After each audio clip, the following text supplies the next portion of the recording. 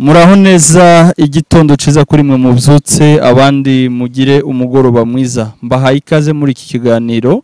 Je nitwa Bonfils Gapangwa Muhumure ndi umunyamakuru kuri radio na televiziyo BMC. Hanyuma nanone iki ni ikiganiro kizaca ku binyamakuru bitandukanye kuri Papa Legend TV, kuri Mendmind TV ndetse no kuri kubera ko ni ikiganiro turi buze kuba tugaruka kuri politike mpuzamahanga. Aba mubona ku mashusho twabatumiye nk'abasesenguzi turi buze kubana muri ikiganiro. Ndi kumwe n'umutumirwa wa mbere, reka atangire yivuga. Duhere kuri Mendmind Byamungu Etienne, muheze Mike. Murakoze cyane. Ndumva bamaze no kubivuga Mendmind. Ariko ku mazina y'ababyeyi ni Byamungu Etienne. Yes. Ndibaza ko ibyo bihagije. Ukaba uri n'umunyamakuru kugira ngo abantu baze kumenya uwo tugiye kuganira. Kandi umunyamakuru kuri Mendmind TV. Etienne, byaba byiza tubwiye na background yawe, wize ibiki, kubera ko turaza kuja kwinjira mu isesengura risaba ubumenyi cyane. Okay, hari ibyo twigiye mu mashuri, hari n'ibyo bwatwigishije. Ndavuga ibyo mu mashuri. Okay, mu mashuri secondaire nize ubumenyamuntu cyangwa se ibyo bakunze kwita science humaine. Yes. Hanyuma muri kaminuza nkaba nari relation internationale. Yes. Cyane cyane se ni politique mpuzamahanga. Nkaba mbifitemo impamyabumenyi ya bachelor degree. Yes. Reka dukomeze kuri mugenzi wawe. Murakoze. Nanjye nitwa John Faraja. Ndi umugabo, ndubatse, mfite umugore n'abana batatu. Nkuko mugenzi wanje bivuze, twicaye hano nyine mu buryo bw'ubusesenguzi, tugiye gusesengura ibijanye na politike mpuzamahanga cyangwa geopolitique ibibera mu isi bitandukanye.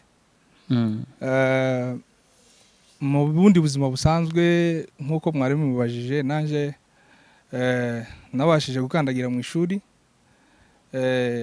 mfite masters muri economy, applied economics. Murakoze cyane. Ukaba waranigiye mu Buhinde, mu bihugu byo muri Asia. Yego. Abatumirwa turirwa murumva ko bitoroshe. Ndi kumwe n'undi munyamakuru mugenzi wanje, nawe reka bibwire. Yego, murakoze cyane. Nitwa Ndarishize Aimable. Ijojwe abantu benshi barizi kuri Papa Legend TV. Mu buryo ntago tugaragara cyane, ariko niho nkorera kuri Papa Legend TV. Hanyuma uyu munsi twaba twaje kugira ngo tuganire kuri politiki isanzwe, yaba iy'isi ndetse ni Afrika, yewe ni wacu nituza kwambuka nta kibazo kiraba gihari. Hanyuma nizi ibintu by'ikoranabuhanga, IT networking. Yes. Nawe batumirwa turi kumwe rero nibo bari buze gubataramisha muri iki kiganiro. Tunabamenyeshe ko uhereye uyu munsi muzagenda mubona ibiganiro bisa nibi, kubera ko akenshi twibanda ku ma interviews y'ubuzima bw'abantu nibiri kuba, ariko kandi amakuru nyayo ku bantu b'abanyabwenge cyangwa bashaka kumenya uko isi ihagaze muyamenyera mu biganiro nk'ibi, mwifashishije wenda ababifitiye ubumenyi. Reka duhere ku makuru arimo avugwa ku isi ashushe cyangwa agezweho. Ni intambara irimo ivugwa hagati ya Palestine na Israeli, aho umutwe wa Hamas wateye ingabo za Israeli nayo kareplika mu buryo burimo bukana. Navugaho kuri none umujyi wa Gaza urimo kurimbuka, niko navuga. Ari nako President Netanyahu cyangwa Minister wa Israel yavuze ko bagomba kurangiza umutwe wa Hamas. Ubu rero niho isi yose ihanze amaso, ariko wenda twatangira twibaza kuki isi yose ihanze amaso cyangwa se Afrika ihugiye mu bibazo bya Palestine na Israel, mu gihe muri Afrika naho hari intambara kandi hagize igihe abantu bapfa, ariko isi ntibivuga, abantu ntibabivuge. Twahera kuri ico wenda twibaza impamvu bimeze gutyo. Wenda reka ntangire mbivugaho gatoya, abaturagenda dusangira ijambo. Ntekereza ko ikibazo nukubera ko abantu havugwa cyane iriya ntambara kuruta izindi turi kubona hano muri Afrika zitandukanye. Muri Sudani abantu barahunga barapfa buri munsi, muri Kongo nuko bimeze, abantu barahunga barapfa buri munsi, n'ahandi yagiye atandukanye. Central Africa nuko amakudeta agiye atandukanye, kandi amakudeta byanze bikunze ntabwo aba mu mahoro, ni mu ntambara, niko ibintu byangirika, niko abantu bapfa. Kubera iki noneho havugwa cyane iriya ntambara ya Israel na Palestine nkuko wari uvuye kubivuga? Njyewe nshobora kubivuga mu buryo bubiri. Ikintu cya mbere, uburyo abanyafurika twiklasa cyangwa se amahanga duklasa, ntabwo navuga ko duhabwa agaciro nk'ibindi bihugu bibarizwa navuga wenda uburayi cyangwa se bikomeye, reka mbivuge gutyo, kuko ninza kuvuga ngo bikomeye wenda hari abo wenda tutari buze kumva kimwe, baravuga wenda ko Israel idakomeye cyane, wenda bavuga ubuto bwayo n'ibiki n'ibindi, ariko biterwa n'abantu babari inyuma. Nicyo nshatse kuvuga gukomera. Ni ukuvuga ngo ikintu cya mbere, hari uburyo Afurika idahabwa agaciro cyangwa se bataduha agaciro. Ibyabaye nyine ni ibisanzwe. Muri Kongo ni ibisanzwe, niba abantu 1000 bapfuye bararutwa n'umunyamerika umwe wapfuye. Ababiha agaciro nshatse kuvuga rero naho duhuriye twese muri UN rusange, kuko ubu ngubu intambara irimo kuvugwa cyane, irimo kuvugwa n'ibitangazamakuru bitandukanye kandi bikomeye, niyo mpamvu tuyizi. Ariko kuba Kongo ivugwa wenda n'igitangazamakuru kimwe cyangwa se 2 3 nabyo bitazwi cyane, bidakurikirana, nta bitangazamakuru bikomeye navuga biri ku rwego mpuzamahanga biramanuka kuri tele ngo byerekane ibirimo kubera muri Kongo. Nico ngicyo nshobora kuvuga, niyo mpamvu bihabwa agaciro cyane kuruta ibindi, kubera ko yari debate kandi buri wese afite uburenganzira bwo gutanga igitekerezo cye. Ikibazo sindi bugisubiremo, ariko niba bagenzi babemezanya nawe ko iyo ariyo mpamvu isi yose ihugiye hariya muri Palestine na Israel, batubwira cyangwa nimba bafite ikindi gitekerezo nabo bakabivuga. Aimable arakoze, ariko hari uburyo kimbibonamo bitandukanyemo gato. Ubundi imiterere y'isi n'ukuntu isi yobowe, isi ihabwa imbaraga n'ibintu bigera kuri 3. Hari ikintu cy'ubutunzi. Ubutunzi burashobora kuba umutungo kamere, cyangwa se ubutunzi igihugu kiba cyarakoze mu buryo bwa reproduction cyangwa se production, mu musaruro. Hakabaho na defense, igisirikare. Ntekereza kuko ibyo byose nta abanyafrika babigezeho ni bakeya, n'abagerageje kubigira, ariko ntabwo bishobora kugereranywa n'iby'amahanga amaze kugeraho. So ngatekereza kuko nibya bindi bavuga ngo akaruta kandi karakamira. Ngira ngo impamvu abantu bafokasinga kuri ziriya ntambara, mpise nje kuri focus kibazo mwabajije, nuko biriya bihugu birimo birarwana hariya birusha puissance, cyangwa se nkagaruka ku kindi kintu cya Pan-African, abantu batajya bakunda iby'iwabo. Nimba hari intambara iri kubera muri Sudan, hakaba hari intambara iri kubera muri Kongo, ariko abantu media, ugasanga media zo muri Afrika nizo zibiza mbere kwa uploadinga cyangwa se gutangaza amakuru y'ibibera muri Israel, ariko basize ibyabo. Ikibazo numva tutagishakira cyane mu kuba hari ikindi kintu abo bantu barusha abanyafrika, ahubwo numva ikibazo twakirebera mu buryo noneho bwa proudness. Mwebwe mwiyumva gute, mwifata gute, uko mwifata ni gute? Ubundi hari uko umuntu agufata, ariko nawe hari uko wifata. Niba umuntu agusuzugura akabona kuko ntacyo ushoboye, akabona kuko nta butunzi ufite, ariko wowe noneho wifata gute? So icyo nicyo numva nakunganiraho kuri Aimable yaravuze. Arakantu tutari bwumve kimwe n'ubwo mugenzi wanjye atarafata ijambo. Ati imbaraga wenda mu buryo bwa ekonomi. Ntekereza ko ibyo bihugu wenda tuvuga, sinzi niba Israel ifite ekonomi irenze kuruta iya Kongo. Ekonomi mvuga nyine donke n'ubutunzi kamere bw'igihugu. Impamvu Kongo intambara zawo zitavuga iza Israel zikavugwa nuko Israel irusha ubutunzi kamere Kongo.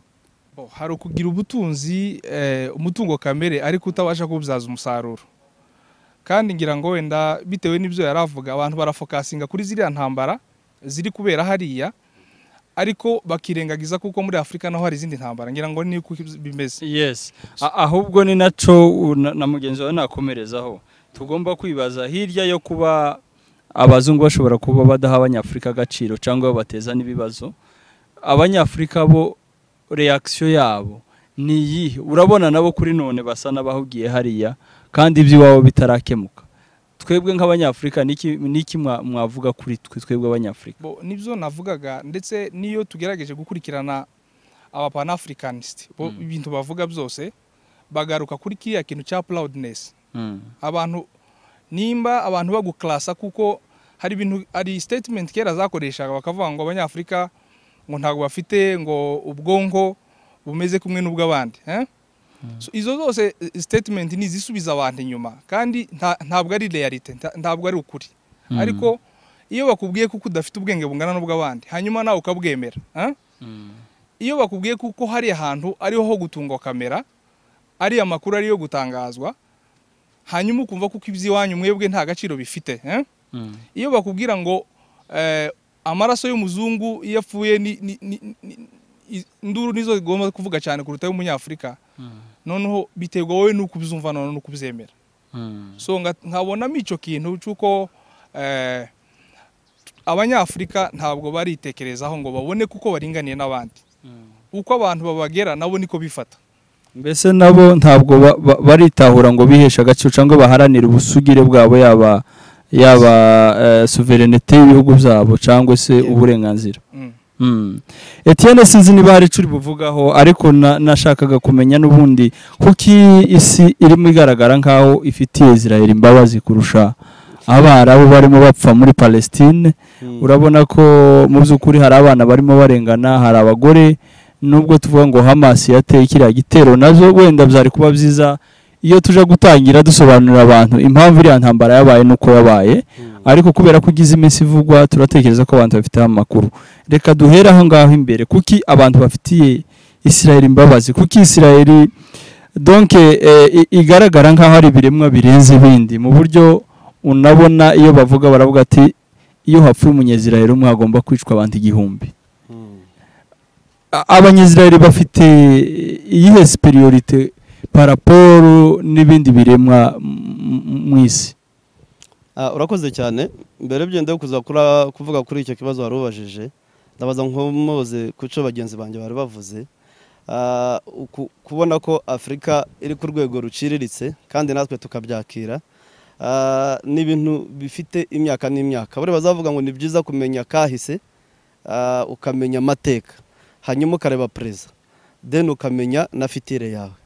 Urebye aho bikomoka, twakoronijwe imyaka igera nubwo ibyo tugenda twiga mu mashuri, imyaka bageze muri Afrika mu 1100.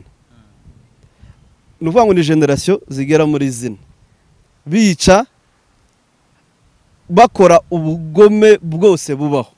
Ibaze generation papa wakavuka, sogokuru na sogokuruza na sogokuruza ibinyejana bigera muri 4 baje gukata imipaka mu 1800 bagize imyaka 400 muri Afrika bica generation.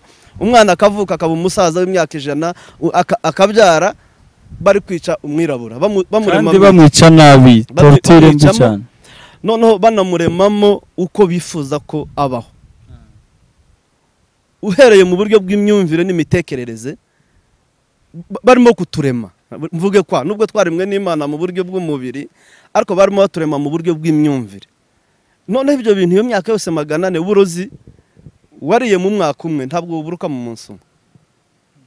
Nukuvuga ngo ibi ngibi mubona rero biri kuri Afrika, wumva nk'ibi mugenzi wanjye yaravuze za Sudan, hari ku mezi agera kuri 6 bari kwicwa, bari gupfa umunsi ku wundi. Za Khartoum uko zirasenyuka, Kongo iwacu kandi abasudani kuba Sudan. Yes, abasudani kuba Sudan. Ariko ubu nyine hari n'utazi ko bikibaho, kandi kinyamakuru ko kibivugaho. Iwacu muri Kongo kuva za 1996 nyuma ya genocide yabaye muri kiriya gihugu cy'abaturanyi, kugeza kuri none abantu barapfa umunsi ku wundi. Ariko se ababivuga ni bande? Kugira rero abirabura twebwe tube twarabyakiriye, twarabiteguriwe, na mateka yatwokamye yatugizeho uruhare, ariko generation ko zigenda ziza bizarangira twatangiye kumva ibitekerezo bitandukanye by'aba pan-africanism, spirit y'ubunyafrika kirongera kugaruka.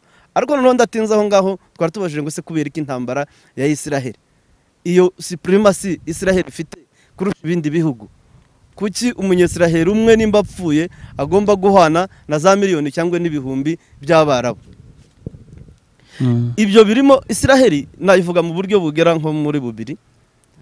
Harimo Israel ya mbere impamvu ifite supremacy kurusha ibindi, hariho Israel nk'igihugu gifite abaturage, ariko ikongera ikaba Israel y'uburyo bw'umwuka. Ico cyonyine impamvu kugira ngo aho uri hose waba uri umuzungu waba uri umwirabura waba uri mu idini rya Gikristo cyangwa utari mu idini rya Gikristo, dufite buri muntu wese uburyo connecta direct n'Imana. Kandi kera iyo connecte n'Imana hari ukuntu kera ugomba gukurikirana ibintu bya bugufi n'igihugu cya adopse ubwo bumana. Wumva ko rero Israel iri kurwanwa, ukumva ko isi yose yorangara Afrika ntirebe ko iwacu hakiri ibibazo, ibitangazamakuru byose bikaje hariho inzira zibiri. Iya mbere niyo y'imyumvire yiyobokamana, kandi rimwe na rimwe iyobokamana abahanga bavuga ko ni kiyobyabwenge kimwe n'ibindi. Iyo utaryakiriye mu buryo bwiza, ubundi iyobokamana ryari rikwiye kuba connection y'umuntu n'Imana, ariko iyo ryagiye mu buryo nyine bw'idini bisanga bigomba kukwimururiwe bikakuremamo uburyo ugomba gutekereza. Ubundi buryo bwa kabiri mbonamo Israel impamvu usanga isi yose iba yayirangariye, hariho Israel mu buryo bwa politiki n'uburyo bwonyine iri hariya n'uburyo yabayeho. Icyambere n'ubutaka butari ubwabo,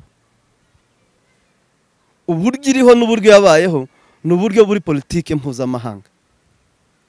Mu yandi magambo byangora cyane gutandukanya Israel nitandukanye na Amerika. Kuba rero wumva ko abana abagore uyu munsi hariya muri Palestine bari gupfa, hariya muri Gaza bari gupfa, bikaba bitarimo kuvugwa, ahubwo hakavugwa abanyesiraheli. Nje numva rero iyo supremacy bafite iri muri ubwo buryo bubiri. Icyambere ni politike mpuzamahanga, kuko na Israel yashizwe hariya ku nyungu za politike, ntiyashizwe hariya ari uko ari abantu bari gusubizwa mu murage wabo cyangwa se bari gusubizwa muri gakondo yabo, nkuko kenshi iyobokamana ribitubwira. Israel yashizweho hariya mu mwaka w'1948 na 7 ba data bahari, yashizweho ku nyungu za politike. So kuri izo nyungu za politike zatumye ishirwa hariya ku butaka bwa Palestine, ku butaka bw'Abarabu, ni nayo mpamvu isi sakuza, ni kuri za nyungu zatumye ishirwa hariya, kurusha rero kuvuga ngo umwarabu yarashwe cyangwa se za Hamas. Ikindi gitangaje nuko usanga nizo za Hamas n'ubundi bya bihugu biri inyuma y'izo ntambara niyo supremacy habwa Israel ari nabo bazitegura, ari nabo bazishigikira, baziha ubwo buryo.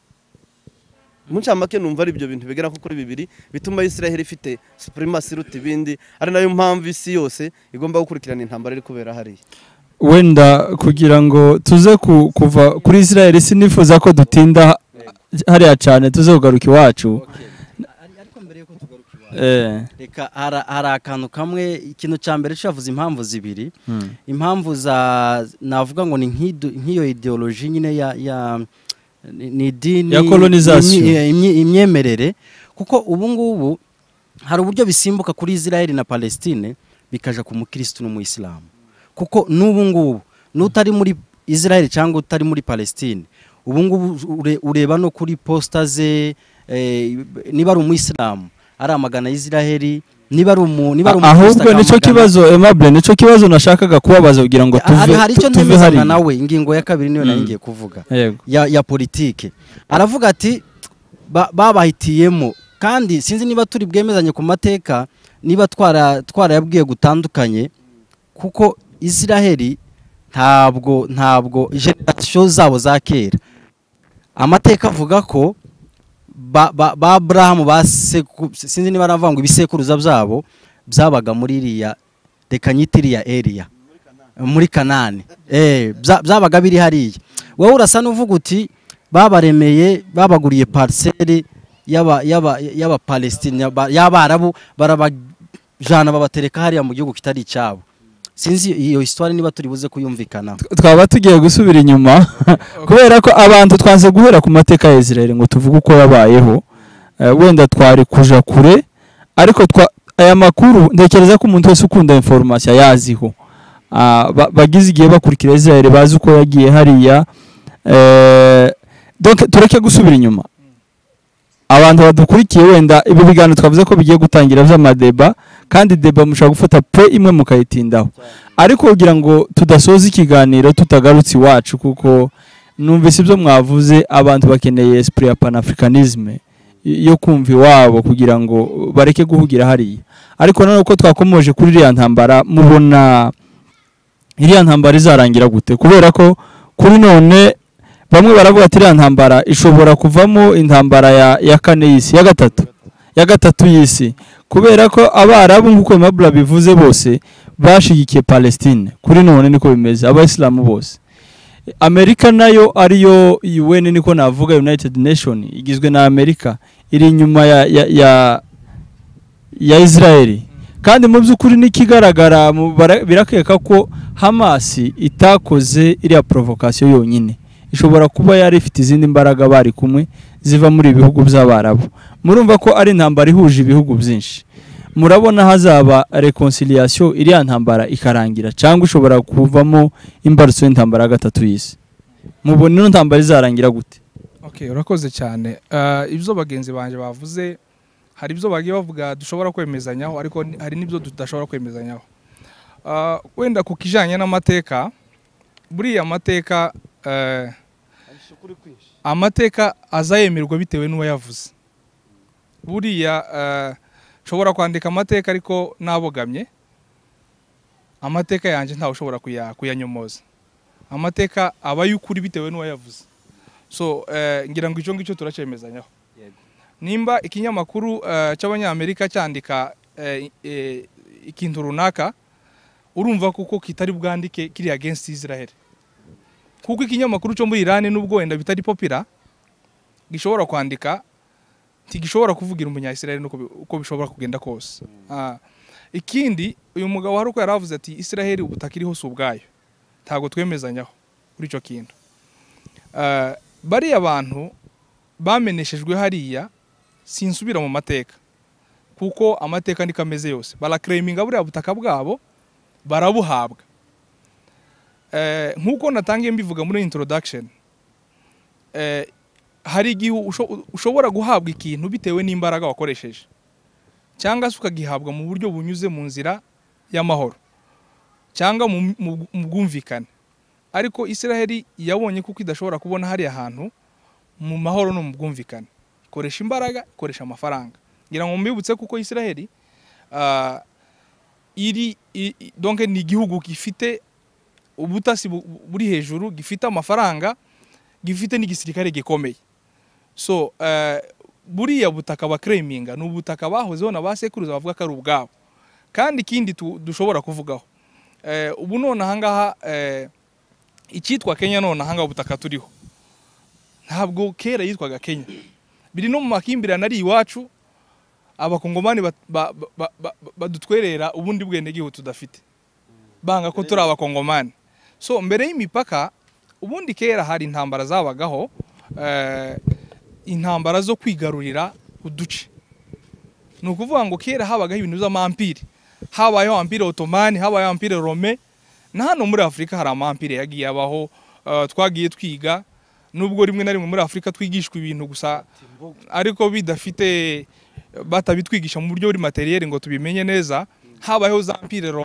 Mali empire Songhai turabizi ibyo rero niko byagendaga biba ahantu hose ugasanga abantu barigarurira ubutaka bakabwita ubwaho akarusha imbaraga kandi kakakamira so niyo mpamvu nje mvuga nti ku bitekerezo byanjye nkuko byumva Israel harande claiminga ni wabo ariko noneho uburyo ha claiminga njewe niho nshobora gushira question mark hari uburyo ki ushobora guclaiminga ikintu ariko ugakoresha imbaraga z'umurengera ariko nta handi bari kuba ngira ngo murabizi genocide bakorewe muri 1945 bakorewe na Hitler murabizi kuko babisa amazina menshi kandi urumva tiwogira imbaraga z'amafaranga ngugira imbaraga z'ubutasi hanyuma ngukomeze kurenganywa gutyo so abarenganywa rero nabadafite fo na ruguru ariko umuntu ufite izo mbaraga nta kundi yagombaga kugenza yagombaga guharanira kugira ngo ibyo ngibyo bigereho wenda mbere yuko mugenzi wafata Mike Faraja wigiye mu gihugu c'ubuhinde muri Aziya imyumvire y'abahinde ubuhinde buri mu bihugu biri kuzamuka economically ndetse binafite abaturage benshi. Imyumvire yabo muri politiki mu rwego rwa politiki mpuzamahanga ubona basapotinga Amerika, ubona Afrika bayifata gute? Abahinde uko narahigiye nyine nibyo koko, ariko nari ndi mu ishuri risanzwe. Uko nje abahinde nababonye ni abantu bashaka kuzamuka muri system imeze nk'iy'abashinwa. Uko abashinwa baprofise igihe ibindi bihugu byari biri muri Cold War, hanyuma biriho birwana bazamura ekonomi yabo. So urumva ni nka kwa kundi bavuga ngo ibyago by'umuntu bishobora kuba amahirwe y'undi muntu. Yes. So abahinde nabo mbona muri espace geographique cyangwa se political geography ihari muri kino gihe, mbona abahinde ari abantu nabo bashaka guprofita muri iri cross kugira ngo babe bazamuka. Ni ukuvuga ngo abahinde ni abantu bafite inganda nyinshi, baproduce ibintu kandi babexportinga hanze, ari nacyo kizamura ekonomi na population iri hejuru. Ni ukuvuga ngo ndatekereza kuko simpamya neza kuko intambara arizo zishobora gutuma bazamuka, ariko n'uburyo bakora byonyine ubwabyo ni ibintu ushobora gutuma bazamuka cyane. Kandi noneho iyo ukora undi muntu ahugiye mu ntambara urushaho kumusiga cyane. Ndumva ari byo navuga. Etienne, ndagira ngo tuve kuri point ya Israel na Palestine, tutanga wenda igitekerezo uko mubona iyi ntambara ishobora gukemuka, kuko kuri none biracameze nabi. Muri Gaza abantu bakomeje gupfa, umubare munini ko harasenyuka, kandi abantu bagakomeza kwegamira kuri Israel, abayuda ubwoko bw'Imana. Kandi mu by'ukuri tuzi ko n'ubundi kiriya gihugu gituwemo n'abanyaburayi kurusha n'abanyezraeli kavukire. Mubona iyi ntambara burangire gute ko abarabu nabo basa n'abarimo kwagarirwa bene wabo? Okay, urakoze cyane bwana Bonfils. Uze kunyemerera mbere yuko dusubiza kuri icyo nakira waruvuze nimba tubona ko iyi ntambara idashobora kuba byenda intambara y'isi ya gatatu. Mbe nkuko moza kuri iki muvandimwe yavuze kugira ngo n'abadukurikirana tutaza kubata mu rugabangabo. Nimba nari mvuze bari abantu ubutaka bari hose ubwabo, mugenzi wanjye akabavuze ko n'amateka n'ibiki, hari byinshi nshaka kubivuga ariko ndacaho mu ncamake. Impamvu nari mbivuze ko mu buryo bwa politiki bashizwe hariya ku nyungu ya politiki. Ubundi kiriya gihugu kirimo abanyesiraheli bafite amoko abiri, abitwa abayishikenazi aribo bano bari ku butegetsi, aba ba Netanyahu. Ariko Netanyahu ntabwo ari imvukire nawe hari. Icyo nshaka kuvuga nyine ubwo icyo nshaka kuvuga rero abakilembinga bo hariya ni iyo mvuze ngo Israeli ya none aho bari si wabo, bahari ku nyungu za politiki. Naba ngaba abayishikenazi. Harimo abandi bitwa abasefradi. Abasefradi niba abandi bibiri tubwira bajyanywe za Babyloni n'amateka maremare, igihe cy'umwami Kuro bakaza gusubizwa kuri buriya butaka bwa Israeli, ari nabo Yesu Kristo yaje kuvukiramo. Navuga ngo n'ubu baracyahari, ariko basigajwe inyuma n'amateka. N'ubu nyine UN iri gushaka uburyo ibimura. Ubushize muri za 2018 u Rwanda rwarwemeye kubakira. Kenshi bakunze kuvuga ko ari impunzi za hano Ethiopia. Urumva ziriya ni imvukire, niyo ugiye muri Bibiliya urahabasanga. So iyo mvuze ngo bariya bari ku butaka butari ubwabo, naba bayishikenazi nshaka kuvuga amateka yabo ni maremare, uburyo babayeho n'uburyo baje kwitwa abayahudi duhereye mu kinyejana cya 9. Hari ibitabo byinshi byenda nimba mwanyemerera n'abadukurikirana tukaza gutanga byenda n'ama reference bonyine bagiye biyandikira bigaragaza ni gute baje kuba abayahudi kuva mu kinyejana cya 9 kugeza mu 1945 bakorerwa jenoside ku mugabane w'Uburayi. Byagenze gute?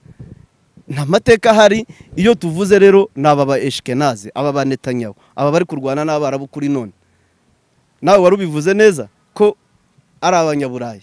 So nose abanyaburayi baje kuba abanyesiraheli gute? Kuyo dusuzumye no mu ijambo ry'Imana Bibiliya na Edeni tuyisanga hano muri Afrika. Ubisomye hariya mu itangiriro ndibaza kare kane kuri 10. Abanyeziraheli ntibanemera Bibiliya. Yes, umva bagiririya yabo yitwa Talmud, bino bitabo bitanu bya Mose. Tibanemera Yesu Kristo. Byenda n'abadukurikirana ibyo babimenye. Ni benshi. Oya ndavuga ngo ni Judaism. Muri Israel hariho amadini angahe? Hariho amakanisa angahe? Ni Judaism bagendera kuri kiriya gitabo cyabo cya Torah. tora ntihaba mu isezerano risha kandi Yesu tumusanga mu isezerano risha. Ibyo tubiveho rero. Wari uvuze ku bijyanye n'intambara y'isi. waruvuze ngo kandi mureke Yes. Ya narivuze ngo abanyesiraheli bagendera kuri Tora cyangwa se Talmud, ni biriya bitabo by'isezerano rya kera birimo amategeko ya Mose. Ntibagira isezerano risha. Bivuga ko mu yandi magambo ntibemera Yesu Kristo. N'abakristo mutwumva nimuze mwisanisha na Isiraheli, ntimukayisanishe mu buryo bw'umwuka, kuko abayirimo kuri none ntibanemera Yesu. Nicyo naringiye kuvuga. Hanyuma icyo nsorezaho nikira waruvuze ngo sike turabona iyi ntambara iri muri Isiraheli, kuba abamizilima bose bari ku ruhande rwa Palestine. Waje muri ziriya ntambara ziri za Ukraine n'aba Putin nabo ubwabo na Russia, aho Amerika iri abari opoza wa Russia. Za China nazo ziba ziri hafi aho ngaho, za Korea nazo ziba ziri hafi aho ngaho. Noneho ukibaza ibi ntibizaba intambara y'isi ya gatatu.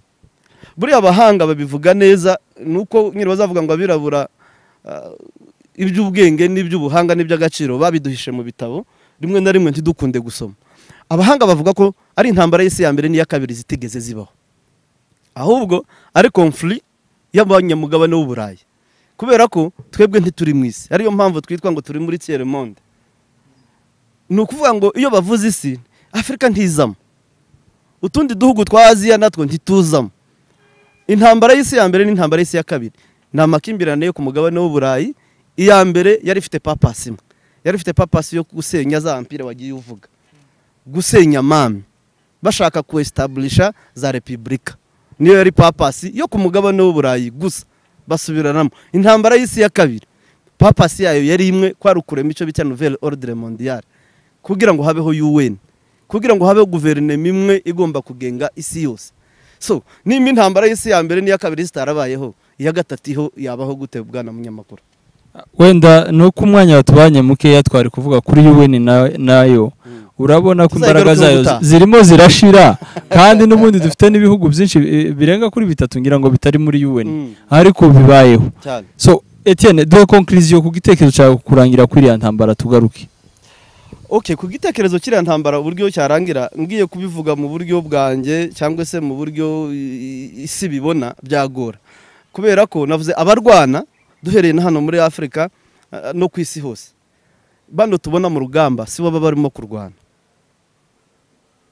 Sinzi nimba abadukurikirana muri kubyumva neza. Ni ukuvuga ngo abatubona mu rugamba ngahe duhereye nk'iwacu M23 kirarwana na leta ya Kongo, ngahe hano muri Sudani bare aba generale babiri ko barasubiranamo, ngahe ibihugu bya Afrika za kudeta umunsi ku wundi. Ni ukuvuga abantu bari mu rugamba bari kurasana bari kwicana, si baba bari mu ntambara. Bariya nabazishorwamo. Uyu munsi Isiraheli kirarasana na Hamas, ariko ba nyiri rugamba nibo abandi navuze, ba nyiri isi, ba nyiri project yo kuzana Isiraheli hari, nibo ba nyiri ntambara. Kandi iyo ugiye behind the scene ni nabo bafasha ziriya za Hamas, nibo barema imitwe mpuzamahanga yose, ibihugu byose bifite imitwe yitwaje intwara, ni nabo bazanye corona. Yes, nibo bayirema, ni nabo bazanye habe na sida. Na sida yakozwe n'uriya Dr. ngiye kwibagirwa izina ryiwe aheruka no kwitaba Imana. Ni ukuvuga rero ibyo bintu byose nibo babizana. Rero intambara kugira ngo izarangira nibo bayitegura, ni ku nyungu zabo. Umunsi UN cyangwa se Amerika izashaka kubihagarika cyangwa se yageze ku ntego yatumye iteza iriya ntambara y'Isiraheli, niwo munsi izohagarara. No kuvuga ngo ku rugamba kubwo guhangana nta bubasha Palestine ifite bwo guhangana na Isiraheli. Ntabwo mu bigaragara nuko isa niyakubititse ubu ngubu barimo kuregreta. Kuko Israel ifite imbaraga zidasanzwe. Okay, buriya Israel ifite imbaraga zigera mu buryo bubiri.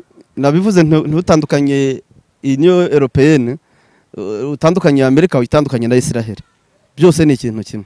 Imbaraga irazifite, kandi zifite kubera ko bazavuga ngo amanyama uzayaterwa n'umwambaro. Uyu munsi nimba koko Israel irashwe, isi yose igahaguruka igasakuza, za Amerika zigatanga ibitwaro n'indege n'ibiki bija kurasa abanyapalestine, ariko umupalestine nubwo hopfa za miliyoni nta muntu bavuga. Iyo ni imbaraga ya mbere bafite. Imbaraga ya kabiri ari nayo nje nkunda kuvuga iruta ibindi ni Medi. ni ukuvuga ngo mu mitwe y'abari ku isi bose pawa nyinshi y'ibyo twemera n'ibyo tubona nuko tubyumvira muri media. Reka wenda tugaruke ku kibazo abantu benshi bibazaho cyane cyane, abanyamurenga kenshi bavuga ko bafite inkomoko cyangwa se amasano n'abanyezirayeli, ariko nigeze kumva n'ababembe nabo bavuga ko bakomoka muri Israel. Ibyo bintu iyo mubigiranyije nk'abasore b'abanyamurenge basomye, mubona hari amasano abanyamurenge bagirana n'abanyezirayeli, kuki buri gihe bigaruka gutyo kandi ugasanga bakunze n'abanyezirayeli cyane? Urakoze cyane, wenda kubw'umwanya waje ikibazo cyiza cyane.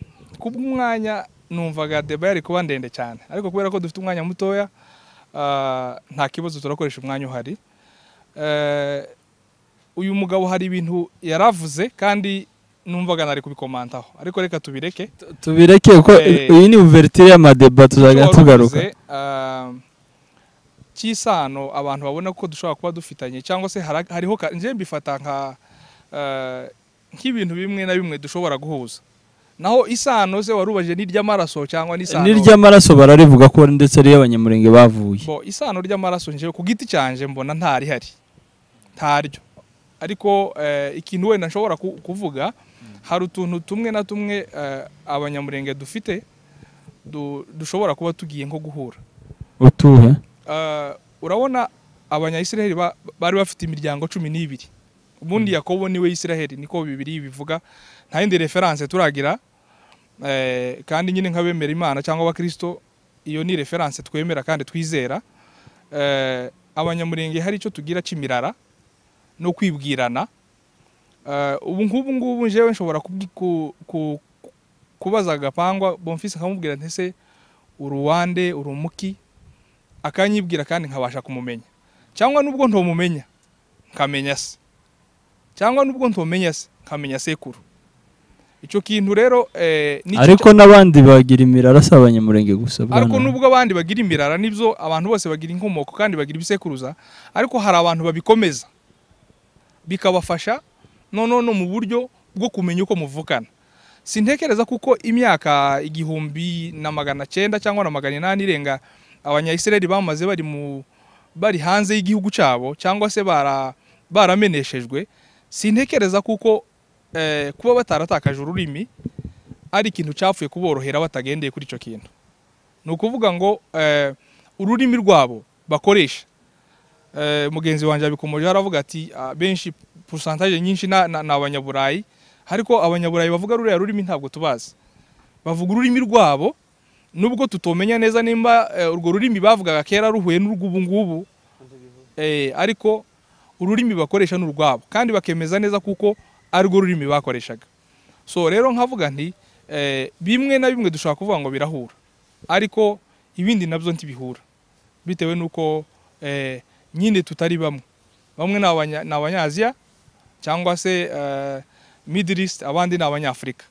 So ngatekereza kuko ibyo duhuriyeho ni ibingibi byo kuvuga ngo kumenyana, kugira encadrement yo kuvuga ngo imiryango kuko kwacu tuvuga ngo dufite imirara mu banyamurenge. Hari n'abantu benshi nkunze kumva bavuga ngo wenda imirara ntacyo ikontribuwa cyane, ariko nje mu buryo buri sociale mbona imirara ari myiza cyane, kubera kuko ituma abantu bakomeza kugumana umuco wo kubaho abantu bafite indangagaciro. Okay, bagenzi bawe bakunganira, ndagira ngo tubashe kumenya buriya hari ukuntu banavuga ngo nta kibazo, ufata mic. Ico tuzayije nawe ikibazo dushaka kumenya, abanyamurenge niki bahuriyo n'abanyezeri kuba bikompara nabo, ndetse hari abavuga ati wenda mbyinjiyemo abanyamurenge n'ubwoko bw'Imana nabo sometime ukabona bihiyo superiority paraporo n'andi moko baturanye. Umunyamurenge kugira ngo apfe gusangira cyangwa ashakane n'undi muntu byari bigoye. Ndavuga abanyamurenge nyabo biri muhira bungu binjiranyemo n'andi moko agenda bifamiliariza, ariko mu by'ukuri waje no mu myizerere ugasanga uvuze Israel ni nkaho uvuze kapitali y'abanyamurenge. Hari ukuntu biyumvamo cyane. Ni iki kibitera? Bwana munyamakuru urakoze cyane ukibazo cyiza. Njyewe uko umugenzi wanje yabivuze ndemera ko ababivuga bafite ishingiro 100% mu buryo bubiri. Hari uburyo butareba umunyamurenge gusa, bureba umuntu wese mu buryo bw'idini na mu buryo nyine bw'iyobokamana. Umuntu wese wemera Kristo abahuye n'umunyesiraheli mu buryo bw'umwuka, ariko noneho ku buryo bw'umubiri bwa bya Mungu wicaye aha Faraja na mugenzi wanje ndabyemera nshingiye kuco Bibiliya, keretse abadukurikirana batemera Bibiliya aribo baza kunyomoza. Mu mwaka wa 79 Yesu Kristo amaze gupfa, ubwami bw'abaroma Vespasian na Tito baje kurimbura Isiraheli, na Yesu Kristo yabivuzeho. Yesu Kristo yaravuze ngo yabonye Isiraheli aravuga ngo ntabwo yari zasigara rigeretse kurindi, abasabira no kumana kugira ngo ibyo bigihe ntibikabe mu gihe cy'imvura. Aravuga nubwo uzaba uri kugasongero ko ariko nguciye mu ijambo kiriya gihugu kirakomeye, igihugu bavugamo akavugamo Yesu n'Imana cyane. Arababwira ngo nubwo urumva man, nubwo uzaba uri kugasongero k'inzu yawe, icyo gihe nikigera ntugasubire mu nzu kugira ugira kukuramo, nuzaba wahinze ntugasubire muhira kureba abana, muzahungire mu misozi miremire, muzahungire muri Egypte, muri Egiputa. Impamvu mbyemera 100% ko ababivuga bafite ishingiro. Bibiliya ijambo ry'Imana ivuga ko kandi kuri none nguciye mu ijambo Egypte nayo muri ibi bihe by'izi ntambara iri contre cyane na Israel. Egypte ya none siyo nshaka kuvuga, iyi ni y'Abarabu, niyo muri 600 muri invasion ya Arab. Nicyo gihe za Egypte zafashwe n'Abarabu, za Libya, za Sudan, yes, ivutse vuba muri 639. Nico gihe bigaruriye bino bihugu bya Afrika. Ubundi Egypte mvuga nushaka uje kuri Google uri kudukurikirana, wandikemo Egypte cyangwa Nubia cyangwa Kush, ntabwo bisobanura igihugu, ntabwo ari iki ngiki ari ubutaka, bisobanura umurage w'umwirabura. Yesu Kristo wenyine yahungiye hehe? Muri ahubwo na Yesu n'umwirabura ugiye mu mateka. Iyo babigiye kubivuga ko impamvu mvuga ko duhuye 100%, jya kuri buriya bwoko navuze bw'abanyesiraheli bw'abasefradi, n'uyu munsi tuvugana bari kuri uriya butaka, ntabwo ari abazungu. Ni nabo bajanwe i Babiloni mu ncuro zigera muri ababa muri Ethiopia wenda niba abantu babamenye neza. Okay, reka mbivuge gutyo. Ni nabo umwami Kuro yagaruye, bari barimo abahanuzi ba Ezekiel, bagarutse kuri buriya butaka, nabugingo n'ubu Bibiliya ivuga ko bakiburiho. Ariko noneho nyuma ya Tito na Vespasian babishe, bahungiye muri Egypte. Egypte ni he? Egypte ni muri Afrika. Umuntu uvuze rero umunyamurenge, umubembe n'umuki, abirabura bose s'abanyesiraheli. Ariko Bibiliya iyo usomye Bibiliya ubutaha nidukoreye ideba muzambabarire dutange reference ya Bibiliya. Ubona dukomoka mu kiye gisekuru basi hariya muri biragose. Ibyo ngibyo ukonzi kufite ubumenyi mu bya Bibiliya. Ndako ngewe nemera neza 100% nshingiye kuco Bibiliya ijambo ry'Imana rivuga. Ubwoko bw'Imana igihe Isiraheli yasenywe ntibahungiye ku mugabane w'Uburayi, bahungiye muri Egiputa. Egiputa ni Afrika, mu misozi miremire ugereranyije aho Isiraheli nubwo yagiye bayihereje ku mugabane wa Aziya kuri none. Ariko Bibiliya ijambo ry'Imana bigaragaza neza hariya hari muri Afrika, igihugu babitirira cya Kanani. Kanani n'umwana wa Ham wa Nowa. Umurage yahawe n'abana 12 bamwe Yoshua yishe, bavuga abayebusi n'abamuri n'abakibiriya byose n'abanyafrika 100%. Nimba rero abanyesiraheli barahungiye muri Afrika, natwe abanyamurenge tukaba turi muri Afrika, n'ababembe bakaba bari muri Afrika, birashoboka 100%.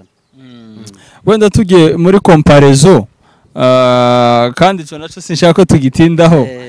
Kuki basi tubona dufitanye amasano n'abari abantu, uretse n'ibyo bimenyetso Etienne natanze, urebye n'ibibazo by'amateka y'abanyamurenge kwangwa mu gihugu cabo, kwitwa abashitsi, uburyo nabo begera Imana, ibintu byose babikora bubaha Imana, ariko nanone bakabura ikintu kimwe kijanye no kwibaka mu buryo bwa gisirikare cyangwa kwigwanaho kuko abanyezirari babikora.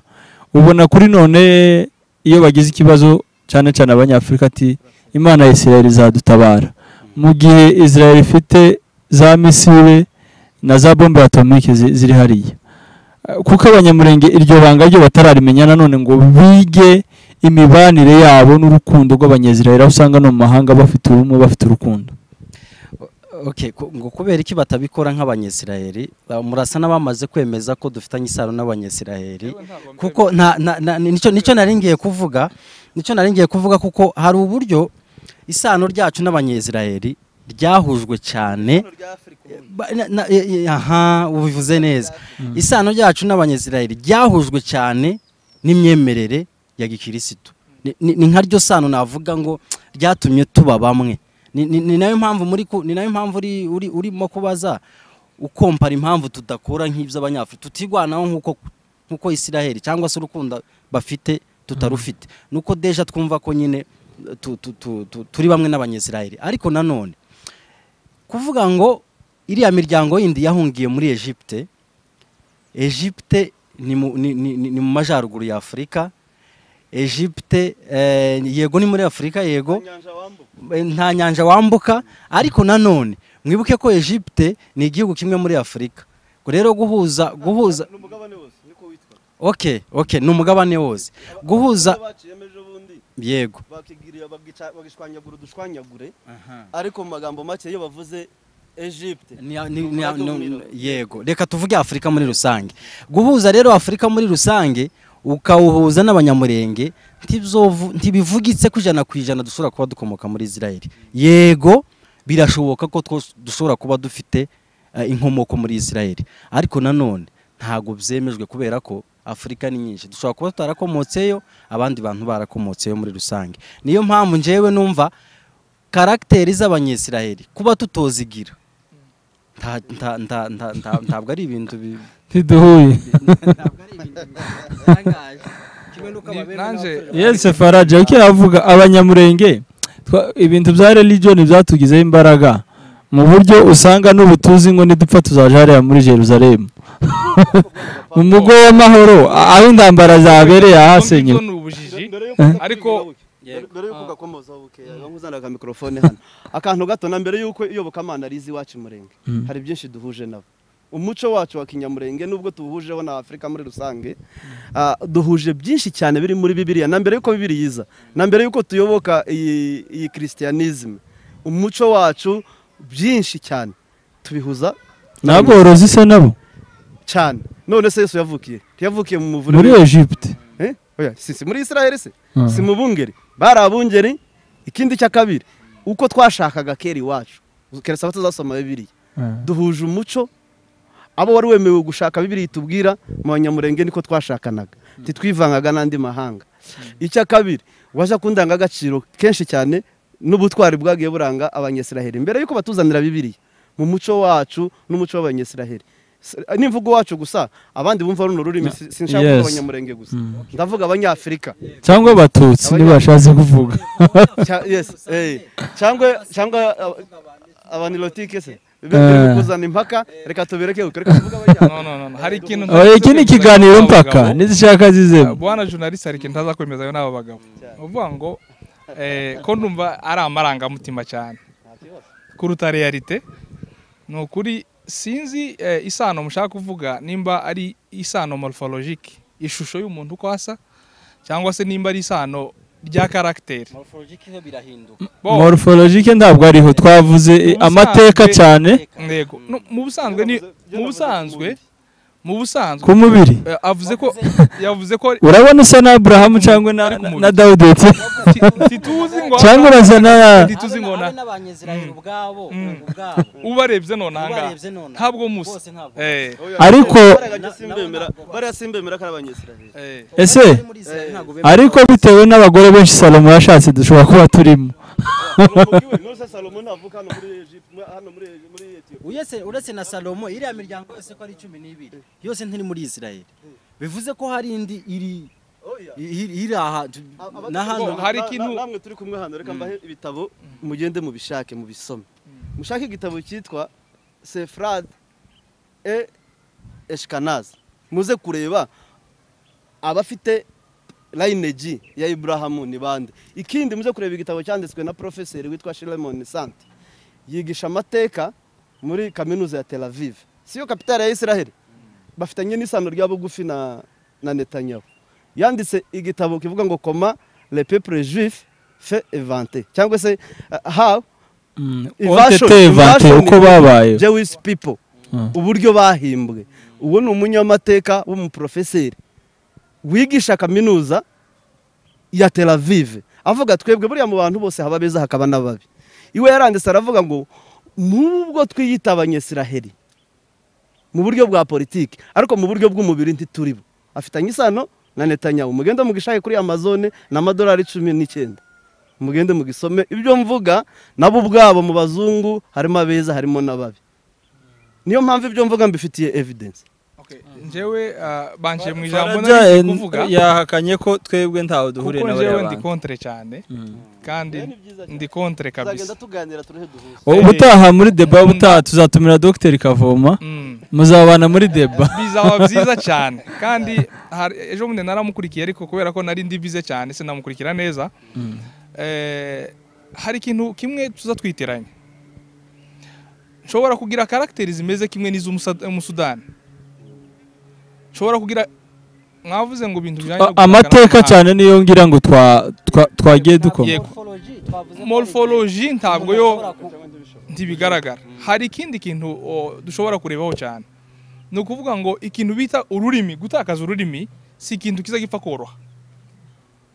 Hazabaho ubwo wenda ushobora kuba ushobora kuvuga ururimi rugashaka gusa n'urundi. Murabizi wenda tuvuge nko muri Legion de Grand Lac kuntu hameze, urabona Burundi, u Rwanda, hariho abantu bita ngo ni abafumbira muri Uganda, hakabaho natwe abanyamurenge n'abanyamasisi, reka tuvuge gutyo, tugira ururimi rwenda gusa. Ukabona nibura kuko ushobora kuvuga ati aba bantu bafite uko bashobora kuba bahuye mu buryo bw'amasano, ariko ntushobora kumbwira ngo mvuye n'umunya-Israheli nta kintu uri kumva na kimwe uvuga ngo iki kintu turagihuje mu buryo isano ry'amaraso n'iryo dutindaho cyane. Umbwire ngo wenda iki kintu dufite n'abanya-Israheli nico bafite, ariko tugiye ku isano mu bijanye na karakteri nabyo nshobora kukubwira ibintu nabyo abanya-Israheli bafite nabyo kandi natwe wareba ugasanga ibyo ntitubifite. None wibaza ko iriya miryango yahungiye yaje muri Afrika, wibaza ko yaramaze se isubirayo forode, yarapfuye se irihe ko ari muri Afrika? No naje ikibazo nibaza ko muvuga kuko abanya-Israheli batashakanaga n'abandi batashakanaga n'abandi banyamahanga. Muratekereza gute kuko iyi morphology yacu yabitandukanye niyabo? Ukiraho Ibrahimu ko yari afite abagore batatu, nubwo kenshi idini rikunda kutubwira umwe, Hagari yari umunyagiputa na Samson yashatse Delila. Traduiza kubera ko mwavuze kuko abanya-Israheli kibaranga tunahuriyeho nuko bativanga n'amahanga. Kandi nanjye ndashaka kukwereka kuko icyo ngicyo nacyo atarico. Ubu none nshobora kugenda muri Canada ndi umusore ngakundana n'umuzungu tugashakana. Uwo mwana tuzobyara arashobora kudafata ishusho yanje, cyangwa ntafate n'uwo muzungu, ariko agafata ishusho wenda iri hagati, abo twita abameti, sibyo? So rero ikintu icyo ngicyo nje sinagihamya cyane kuko wenda kuko nico simpamya kuko neza munyemerere cyo tukiveho gapa naje byo narimvuze kuko kuri iki warubajije kubera iki twisanisha na Israheli ariko ntitubeho nguko ibaho. Yes, ibibazo dufite ubundi ni yari point kandi twati birarangira kandi dutinze hanze tutagarutse iwacu. Icyo tugi closing tu ngewe impamvu ya mbere mvuga ko tudahuye muri ibi bintu cyane cyane bijyanye n'urugamba, nubwo navuze ko ubwo mubiri icyambere Christianisme yadukuyemo ubumuntu idushiramo spirituality twateguriwe. Kuko iyo dusubiye nk'inyuma nk'igihe cya Leopold baza gukoloniza Congo ni story ndende ntasubiramo, ariko barababwiye bari abantu ntimugerayo ntimukababwira Imana, ahubwo ibo nibyegera byayo barayizi kuturusha, ahubwo muzababwira ijambo ryayo kubw'ineza no kubw'inabi n'ibinaba ngombwa muzo mushiramo akanyafa, muzabumvise ko hahirwa bakene mu mitima yabo. Noneho idini riratwangiza rimaze kutwica dutakaza bwabo umuntu twari dukwiriye. Icyambere impamvu wumva Israheli bakubita ibisasu ku mwanzi wabo twebwe tukaja mu butayu. Icyambere nababwiye ko bari abantu bari hari asabanya Israheli ni bene Esau, kandi amateka yabo bayandikishije inkota, ayabandi bayasibisha inkota. Nukuvuga ngo ibo bazi agaciro k'inkota k'igihugu, bazi agaciro k'igihugu na politike bashaka. Umwanzi wabo guhera kuri ba Dawudi Dawudi se ntabwo twumva guhera kuri intwari zose zo muri Bibiliya tuzi uwicaga abanzi b'igihugu akabarwanya niwe wabaga umutoni ku Mana, siko Bibiliya itubwira. Kuri none wowe uhagurutse ukajya kwica abanzi bawe kwama bagutenga, pasiteri azaja muri ibyo gutese Azavuga uvuga ibya Imana siyasa. ukajya kwica. Ariko noneho impamvu dukora dufite uburyo bw'imibereho n'imyumvire itandukanye. Icya kabiri dukomoka habiri hatandukanye, aho bakomoka ku nkota. Amateka y'abandi n'amami y'abandi yose bayasibishije inkota. Rero iyo nkota niyo ntwaro yubaka ubuhangange n'ubutwari no gukomera kwabo. Abanyesiraheli mu buryo nimba tuvuga ko dufitanye isano, twebwe turabanyesiraheli mu buryo bwa Christianisme, tubyemere. Nubwo navuze ku mubiri turabifite ariko twarangiritse. Mu kwangirika kwacu biratuafekta, navuga ngo nubu ni nayo tugira ibibazo aho kugahaguruka twigwanirire, tukavuga ngo tuje mu butayu tuje gusenga. None se turumva ko Imana itwumva kurusha abanyesiraheli bahaguruka bakirwanirira? iyo badafata imbunda Hamas ntiyari barangije. Reka wenda kuri icyo kintu, buriya abantu hari ukuntu bumva ibintu mu buryo butandukanye, mugaca mu nzira zibiri ariko mukaza guhurira ahantu hamwe. Abanyayisiraheli ntabwo bakomeye gusa ku uyu munsi. Abanyayisiraheli Imana yabahaye feva yo kugira ubwenge, ni nka ko nje navuga, kandi mu mbabare ntabwo ndi kugendera ku mahame ya Gikristo. Impamvu Imana yabahaye iyo mpano y'ubwenge, tekereza kuko dusubiye ku mateka yabo, nubwo bamenyeshejwe bakagenda mu bihugu bigiye bitandukanye, bagiye bagira ubwenge bwa invention bwo donc abo basanze bakabadomina. Ico kintu cha dominance hari igihe abantu bakunda kuvuga kuko natwe tugira, kandi nanje ako kantu narakabonye. Hari ahantu twageraga turi nk'abanyamurenge batandatu, bakavuga bati yitirira ibyo batakoze niko yashatse. Yego, nugeze icyo akoraho kugira ngo bigarurire isi. Nimba uri uwo muri, dufata urugero byenda muri hajya ni Czechoslovakia, urugero cyangwa mu Bwongereza, ukaba wakoze ikintu isi yose ijugumira, bahita bakugira umunyesiraheli. Yes. ariko biterwa, urumva iyo umuntu agize performance, urumva amateka akiyandika, ikintu cyose ugiye ukora n'ubundi gihora kibarwa neza. Njyewe ikintu nari nshatse kuvuga wenda si nibyo cyane, nari nshatse kuvuga kuko abanyayisiraheli bagize uwo mugisha wo kugira iyo invention nk'ubu nk'amabanki ya mbere yo mu Burayi. Murabizi iriya miryango yabo yari ikize yaba Rothschild, bari abantu baba Rockefeller, n'abantu bari bakomeye cyane mu buryo. Iyo umuntu amaze kugira ubutunzi bw'amafaranga, umuntu akagira ubutunzi bundi, umuntu akagira ubutasi, umuntu akagira igisirikare, ntabwo ushobora kumubwira ngo ntacyo aba atakurusha. None ibyo byose nubwo babigize, ariko ntibaburaga guhutazwa bakamutunga agatoki. Tukiri kuri ka kantu nkavuga ngo hari ibintu tudahuje nabo. Umunyayisiraheli ntabwo umunyayisiraheli ntabwo ashobora kurenga iduka runaka ngo yagaza akora ibirometero 10 akaja kugurira mugenzi wiwe. Bagiraga ikintu cya solidarity. N'ubu niko bimeze.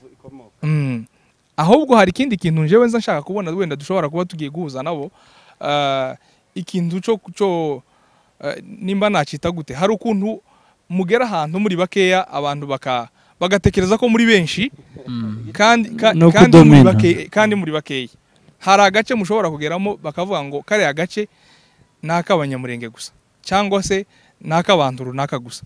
Sinzi ico kintu naco cy'igitinyiro nzambona naco wenda abanyayisiraheli bagifite, ariko njewe nkibaza ati wenda igitinyiro twe dufite gishingiye kuki? Ku butunzi, ku mbaraga kugahaye, ariko karashize akashiriye hano muri murabizi ko ubutunzi bwacu bwashingiraga ku nka.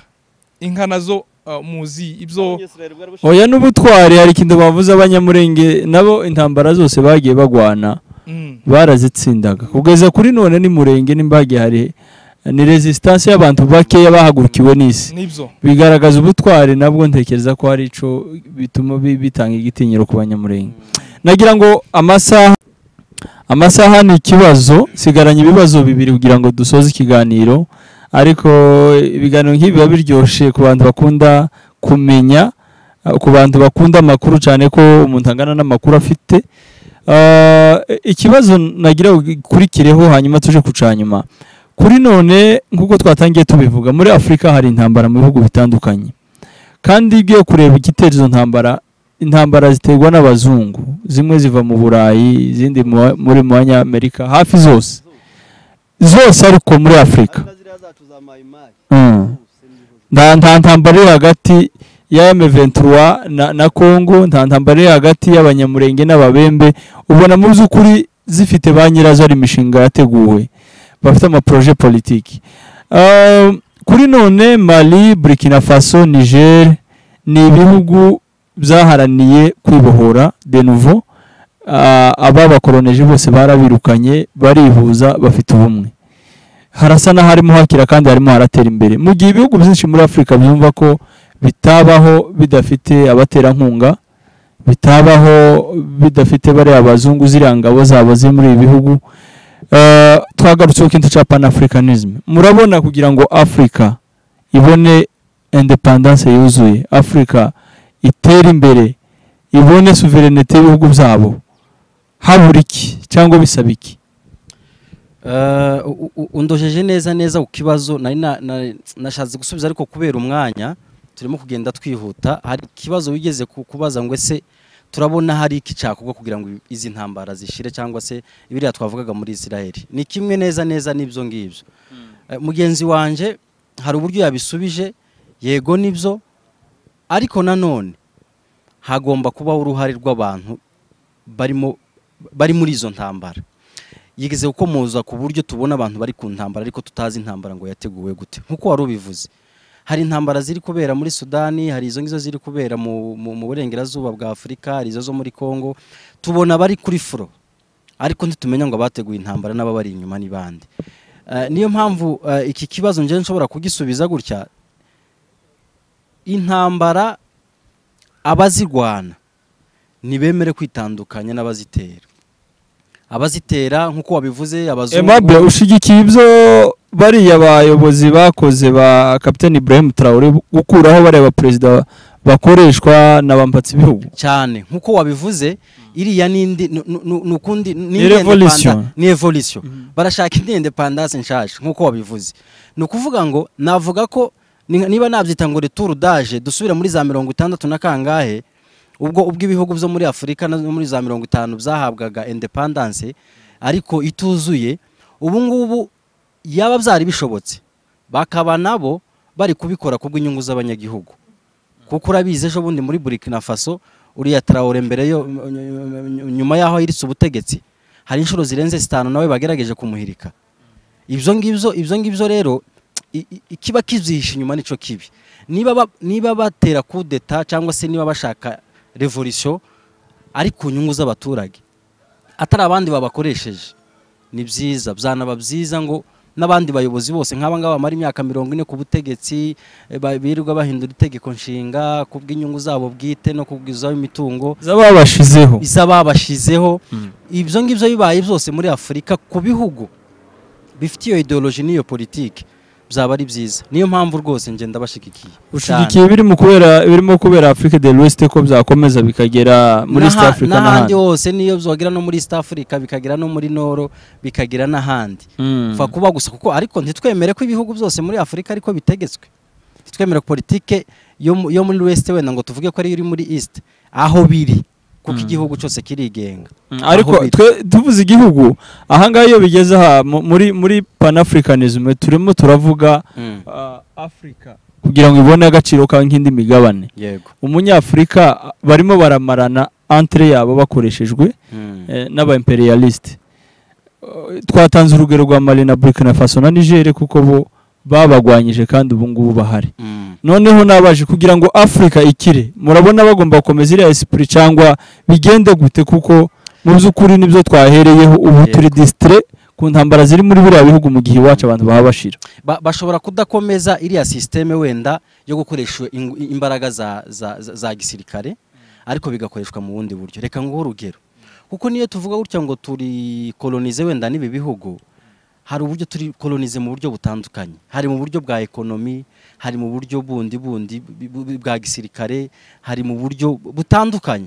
So bishobora kudakoreshwa ziriya mbaraga wenda ngo abategetsi bose bakugweho ngo tuvuge ngo abaperezida bose bayoboye Afurika ngo baveho, ni imihindurire y'ubutegetsi cyane, leadership. Ariko nanone nuriho agahindura systeme y'ubutegetsi. Ndaguha urugero, dufite ibihugu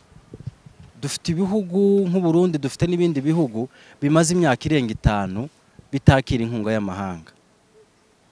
None se ntibabayeho, ntibariho, ntibakora, ntibarya, abakozi babo ntibahembwa. Ariko tukagira ibindi bihugu bidashobora kumara n'umwaka bidafashe inguzanyo cyangwa se inkunga reka tuvuge inkunga y'amahanga da, kuko njya numva babishekerera neza inkunga y'amahanga. Inguzanyo yo yaba ari nziza ko na Amerika ifite amadeni menshi ku isi kurusha ibindi bihugu. Yego reka inguzanyo, reka nyireke inkunga y'amahanga. Kandi none bakubwira ngo ni inkunga, kandi ubundi ubusanzwe inkunga buriya si nka gift. Inkunga ni nka gift, ariko bakubwira ngo ni inkunga, ariko inkunga uzishura condition ke ukora ibi ngibi hanyuma niyo nkunga ugasanga iyo nkunga wenda igenewe mu bikorwa n'ubundi bafitiye inyungu. Rero ibyo ngibyo rero nibyo mvuga mu buryo bwo kwibohora abantu bagomba guhindura system nk'abanyafurika. Faraja, nabonye itangazo ruto yashize hanze ryiza cyane, Perezida wa Kenya His Excellency avuga ko mu kwezi gutaha nta munyafurika uzongera gusabwa visa yo kwinjira muri Kenya. Afrika iracafite imipaka yashizweho n'abari abazungu n'ubundi tuvuga. Aho uja muri Afrika ntumere nk'uri wanyu, mugiye mu Burayi ugenda aho ushaka. Turimo turavuga ukuntu umugabane wacu nawe ushobora kugira agaciro, umugabane wacu ushobora kugira independence kuko hari abimeze, kuko ubu nyine bira bihugu bitatu zo muri Afrika de l'Ouest bihabikorana, ingabo bagafashanya. Mubona bisaba iki, harabura iki? Wenda sinzi nuko Ruto tutomubona ariko twokamushimbiye. Ni umugabo cyane, arimo arahaguruka kaba Gaddafi n'abandi. Ni umuntu panafricaniste kabisa ku rwego rwo hejuru. Ikintu bita imipaka nicyo cyamaze Afrika. Ubundi abazungu igihe bakolonizaga Afrika bari bafitiye uburoho Afrika ari benshi. Uburoho sinzi nimba abadukurikiye babasha kubyumva bose, ariko bari bafitiye Afrika amerwe, ariko bakabona nagasahani gatoya katabasha kubakwira bose. Ukuntu baciyemo imipaka baravuze ati noneho yewe wowe uratora ibiyiko 2 nanje ntore kimwe nuri yatore 5 bitewe nuko imbaraga zabo zari zingana. Niyo mpamvu iriya mipaka yabayeho. Surundi rukundo no kugira ngo ba dividing aho hantu biborohere kugira ngo bamenye ngo wowe uratwara ibiyiko 5 nanje ndatwara kimwe nawe uratwara 2. Nico cyatumye bashira imipaka. Imipaka ntago iri muri faveur y'abanyafrika. Ntabwo imipaka ari ikintu ciza ku banyafrika. Nuvuga ngo iyi ideology ya Ruto iyaba yarigiye mu bategetsi benshi bo muri Afrika hari ikintu byohinduye. Ikindi mwari muvuze ku kintu warubajije umugabo cya Traoré bakoze ni byiza cyo guharanira ko Afrika ibimwe kuko tuvuga United of nimba nibuka neza ubushize bagize aga coalition ka Mali na Burkina Faso na Niger batangira gukuraho imipaka n'intambwe bateye cyane n'abandi nubwo bagenda babikora gutyo, ariko hari akantu kamwe kanteye kwibaza. Ubushize igihe muri Niger bari bafite imyigaragambyo, bamanuye idarapo ry'Ubufaransa bararitwika ariko bazamura iry'Uburusiya. Noneho nje ndibaza ndavuga ntese Uburusiya ibo ni urukundo bakunda Afrika cyane cyangwa se icyo kibazo nakigusubiza. Urabona ubu hari intambara y'Uburusiya na Amerika, superpower countries. Yego. Noneho twatangiye tubivuga bariya ba imperialiste iyo bagutera inkunga bagushiraho condition zo kuvuga ngo turaguha inkunga ariko ukora ibi ukureho uyu ugire gute. Ariko Uburusiya n'Ubushinwa baragufasha mukagirana amasezerano muri business, baguha amafaranga buzaba byarira inyungu ariko utegeka igihugu cyawe kushaka wite ku baturage, kandi urabona ko ibihugu byaba ari byo byazamutse muri politike nziza na economy. Cyo ni igitekerezo cyane nanje uzumva naje bitandukanye nibyo cyane. Kera mu buryo abacakara bakoraga hari igihe wabagura umucakara ariko ukagira so bujugutonesha ariko ukagira n'undi ugukubita cyane ariko bose ni basobuje bakaba basobuje so kugira uburyo twagombye kugira oya collaboration irahaba kuko ibyo ari byo byose bitewe Afrika irakenewe nabo bafite ibyo badushakaho n'echange yes nibyo naringize ngo ngusobanurire yego ni collaboration of course ubu nimba Uburusiya babutera Kongo inkunga hari amasezerano bagiranye nimba basinyiye ikirombe bazacukura igihe kingana gute ariko ntacu babagendaho urumva ko bitandukanye umunyamakuru ni ukuvuga ngo hariho abantu bashobora kuba bakwifuzaho ubutunzi bwawe ni ukuvuga ngo Afurika ifite ubutunzi buruta ibyo biriya bihugu byose bifite ubu muri Niger ko barakora baraje ishobora kwakiriza umuriro wa Afurika yose nibo bakirizaga Ubufaransa banavuga Niger igice kimwe cya kabiri cy'Ubufaransa uranium bakura muri Niger niyo bakiriza umuriro mu gihe muri Niger kimwe cya kabiri batagira umuriro so rero nkavuga nti Kongo yoga ni paradis du monde nkuko babivuga ni nk'imbwa yapfuye itagira nyirayo buri muntu wese ashonaho so ndavuga ngo jewe nkuko mbitekereza ntekereza kuko abazungu bose cyangwa se aba bapare bose b'abazungu bose nta neza bafitiye abanyafurika ariko ntekereza ko agahenge Niger na Mali na Burkina Faso bafite barareba umuntu ubakubita bukeya akaba ari bahungiraho nibura kubera kuko n'Uburusiya ile approach yabwo ntabwo ari impuhwe bafitiye abanyafurika umva twakora iki ndagira ngo twihute tugana ku igitekerezo cyawe ntekereza kuko tutaragira ubushobozi bwo guhangana n'abo western habwo nje ikintu numva abantu bakora bakuririra kuri izo mpuwe za bihehe Uburusiya nabwo bubuzanye ariko dusatira uburyo bwo kwigenga nono nyabwo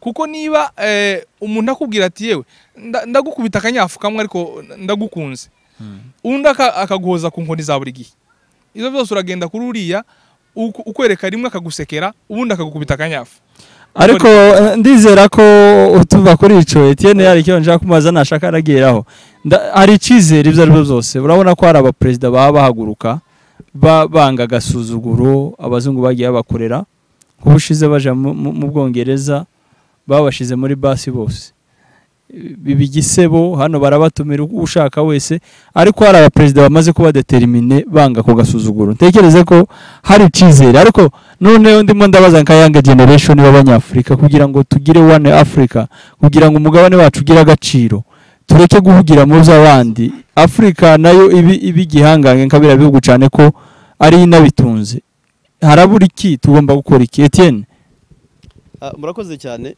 ndabona nakazuba kabaye rwose tugeze tugana ku musozi hanyuma nk'ibyo waruvuze ko biragana heza natangiye mbivuga mu magambo ya mbere navuze ngo uburozi twariye mu myaka 400 ntabwo twaburuka mu mwaka umwe nukuvuga ngo uburozi basagokuruza na basagokuruza bariye bwo kumva bwo gufata abanyaburayi nk'Imana imbere yacu no kumva ko tutabafite tutabaho ko birashira baraduhemukiye cyane birashira impamvu biri gushira ndakubwira yihe tujye muri Islamique benshi ntibakunda kubikurikirana ariko nagize amahirwe mu gihe narimo nigiyoboka Imana we urabizi ngira amahirwe yo kubimenya abayisilamu bihaye gahunda yo kuzafata umugabane w'Uburayi mu 2050 batarashura urusasu kandi ko barabigeraho kubera ko ku mugabane w'Uburayi ntibabyara nibya bindi nyine byo bino natwe biri kudufata biri kugera ni wacu murenge batangiye no kwifungisha abayisilamu bashaka abagore 4 buri umwe wese ukamubyaraho abana barenga 5 urabagabanya none kubera iyo mpamvu baharaniye kuja ku mugabane w'Uburayi nuhageza azana mwene wabo nuhageza akazana mwene wabo ubu nyine batangiye ku influencing umugabane w'Uburayi gufata ibyemezo urugero rwiza n'itegeko nshinga ry'Ubwongereza rero ukaguhinduka bashize mu itegeko nshinga ubu nyine ntiwemerewe kubwira umuyisilamu Kristo uje ukashaka kumu influencinga yemerewe ibyo wemera uhanwa n'amategeko y'Ubwongereza zonyine na sunako uyobora Ubwongereza no muhinde yes urumva kare ibyo ngibyo bari kuvuga ibyo ngibyo rero nibyo ndi kukubwira ngo uburozi twariye imyaka myinshi harageze ko tuburuka aba panafricanisme babayeho imyaka n'imyaka guhera kuri ba Kwame Nkrumah guhera kuri ba Sankara ba Mugabe ba Magufuri bitabye Imana ejo bundi, icambere nuko imbere yabo haza umuturage. Ikibazo Afrika yagize, nta bayobozi bigeze bayobora Afrika, bayiyoboye ku nyungu z'aba imperial bashizweho n'abasebuje barabakorera. Ariko nk'ibi bihugu biri gukubita kudeta ni esprit ya Afrika. Yes, ni revolution ya Kinyafrika. No muyoboka Mana ndabikunda cyane, biri mu masezerano y'Imana muri Bibiliya. Birimo ko Imana izongera gukumanya Abanyesiraheli bose aho bagiye mu mahanga. Kandi abo Banyesiraheli nkunda kubivuga cyane cyane no ku buryo bw'umubiri twabitangiriye simbisubiraho. Harageze rero ko Afrika yongera igasubirana ubuhangange bwayo. Mu mateka y'Imana no mu mateka y'isi tuzi ko umuntu wa mbere wabayeho akomera kurusha abandi yari Nimrod. Niwe wa mbere wubatse ubwami n'ubuhangange bukomeye. Niwe sekuru wa Nebukadineza. Numwirabura wari uvuye hano muri Egiputa, hano muri Ethiopia, numuhungu wa Kushi wa Hamu. Nibwo bwami bwa mbere bwakomeye kurusha ubundi kwisi, buyobora isi yose, busimburwa nubwo bwo muri Egypte rwa Giputa. Nubundi biranditse muri Bibiliya ko Afrika izongera ikayobora isi. Babikunde babyange. Uyu mwuka uri kuza rero, igikenewe ni kiriya Aimable yavuze, nuko twebwe tugomba kubimenya, tukamenya ko nta wundi uzatwubaka uretse twebwe younger generation. Kandi tugomba kumenya ko iwacu hazubakwa n'amaboko yacu, tukaruka uburozi twariye, tukaba abanyafrika tukiyubakira Afrika yacu. Tugane ku musozo. Akenshi iyo uganiriye n'abanyamurenge, ibiganiro nk'ibi turimo gukora hano bumva ko wacinka amabere, niko babivuga. Kuvuga kuri politiki babifata nk'ikizira. Mu gihe nsubiye mu kiganiro n'ibitekerezo byanyu, twasanze isi iyobowe na politiki, ibiri kuba mu isi bizingiye muri politiki. Mubona abanyamurenge kuki iyo muvuze politiki basa n'ababona mwagize imyumvire mibi cyangwa se mwagiye mu bintu bidakwiriye? Wenda nje icyo nabivugaho ntekereza kuko bari imyumvire. Kandi buriya hari abantu benshi batekereza kuko ushobora gukora igikorwa kimwe kikakubuza gukora ikindi. Ibitekerezo turimo turatanga ntabwo ari politike, turimo turagenda tuvuga kuri situation iri henshi ku isi, tukavuga n'ubuzima tubayemo nk'abanyafrika. Kandi isi uko imeze, isi iyobowe mu buryo bwa politike, ari economy ibirimo politike, n'amakanisa baba muri politike. No muri na politike yageze no mu makanisa. So politike ni ubuzima ubundi. Politike tugomba kubyakira nk'ubuzima buhoraho. Wenda ahubwo impamvu abantu babigiraho nkadute cyangwa nk'ubwoba ni ukubera kuko hari abantu benshi bagiye bakora amakosa muri politike. Ayo makosa ntabagwe neza, bigatuma wenda abantu badawutinga kuri ico kintu. Ariko iyo dusesengura mu buryo bwa panafricaniste, tuba tuvuga ngo harageze kuko umunyafrika yisobanukirwa, akamenya kuko igihe kigeze cyo kwigenga. Iyo umuntu akirimbata, hari ikintu kiba kiri nko ku maso yiwe nk'igicu, kiza kimubuza kumenya neza kuko hari inzira yobona kugira ngo ave muri ubwo bubata. N'ijambo ry'Imana rivuga ngo nimumenye ukuri kuzagira gute, kuzabatura. Kandi ubwoko bwanje burarimbutse buzira kutamenya ukuri, bitanyuze mu biganiro nk'ibi ngibi. Kandi n'ibiganiro byiza nabikunze, vraiment ni umusanzu mwiza abantu. Mu by'ukuri ntawe uzumenya byose, kandi ntabwo dufite ubuhanga bwinshi n'ubumenyi bwinshi, ariko uzanya kanunda akazana kanunda akaka, n'ubundi dutangirira mu nzira zitandukanye, ariko tukaza guhira ku kizima nuba aribyo navuga. Buri wese iyo niyo point turi gusorezaho. Aimable, ndagira ngo natanga igitekerezo impamvu cyane cyane bene wacu politike basa bumva nkaho bakwiye kuyihungira kure, nimbi ni nziza, kuki abantu bayumva uko utariko.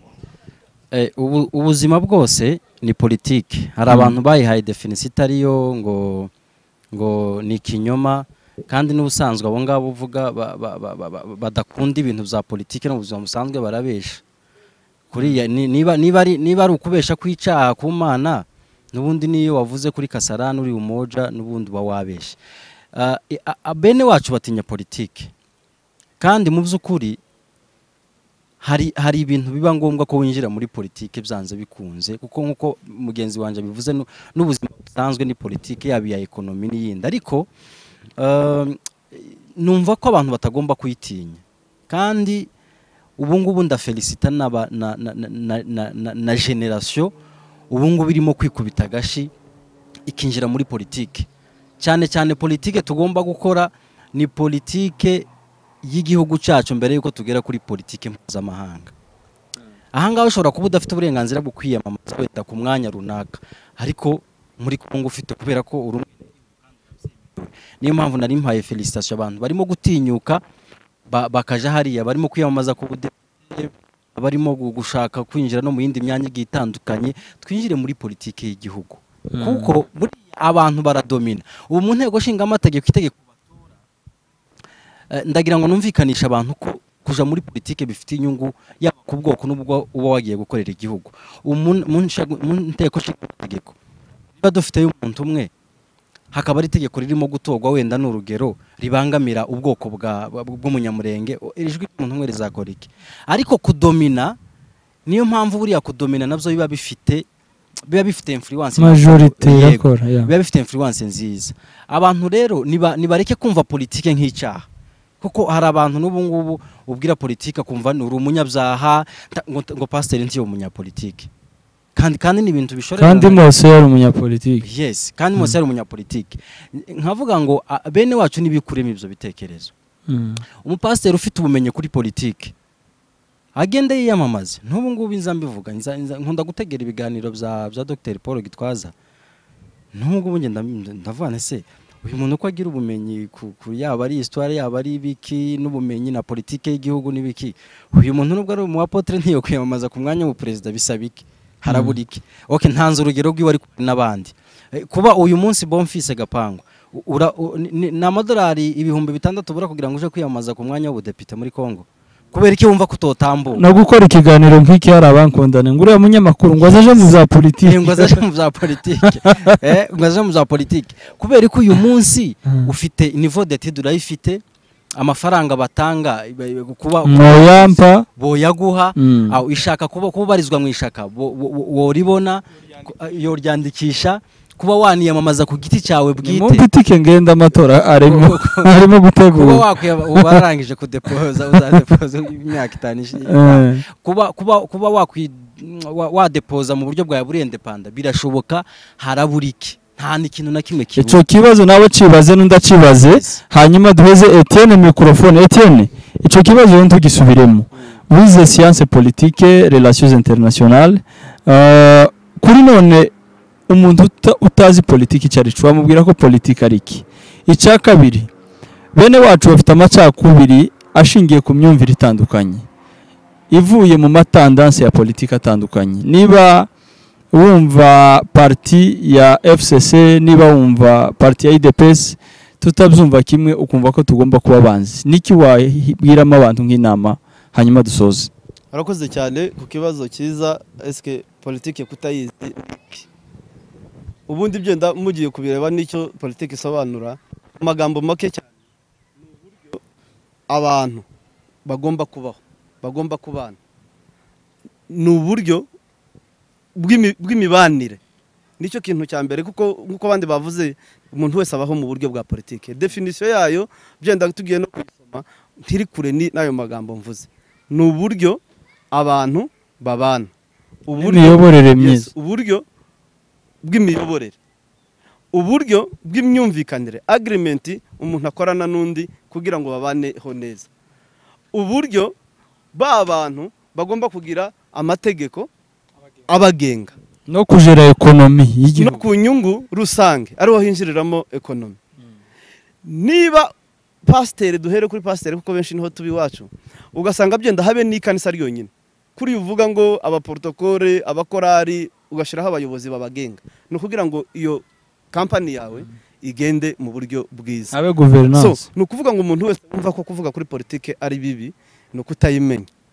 nimba politike ikigendereye ari ukugira ngo abantu babone uburyo babana bashiraho amategeko abagenga baharanire inyungu zabo, nimba mfite ibyo ngiye gukorana nawe tugira amasezerano turi businyane, iyo niyo politike. So noneho rero kuri ibi ngibi warubajije kuba mufite uburyo bw'imyumvire itandukanye hakabaho kwangana, nabifata ko ari ukubera background y'aho twatuye, imiturire twabayemo, twabaye kure cyane cyane n'ubuyobozi, tuba mu buzima bwo korora, tuba mu buzima aho twari dufite umuntu wari ukomeye yari pasiteri w'ikanisa n'agapita n'ababonye diplome bari bakeya, benshi abarimo benshi basangaga ari abarata, ugasanga abo bantu bari bakomeye kari batatu, gapita, umwarimu w'ishuri na pasiteri. Naho guverinoma yacu yagarukiraga, naho imyumvire n'imiyoborere yacu yagarukiraga. Ufite abarata batanu ukumva ko ari igitangaza. Noneho impamvu rero bene wacu bahunga politike nuko dufite background yuko twabaye kure n'ubuyobozi, twabona ko atanyama yaje gufata inkoko tukaba ariyo tubonamo ishusho ya politike, noneho abantu bakayihunga. Kuba rero ubu nyine kugira ngo tugane ku musozo, kuba ubu nyine rero umuntu icyo navuga mu ijambo rike no kugira ngo politike turi kwinjiramo izarushirizaho kugenda neza, ni ukuvuga ngo uwo mudahuje imyumvire ntakaba umwanzi, si umwanzi wawe, si umwanzi wawe, ahubwo ni muhuze. Uretse ko no muri politike nta mwanzi uhoraho. Yes, nibyo bazavuga, nangiye kubivuga, baravuga ngo muri politike nta mwanzi uhoraho, nta n'inshuti ihoraho.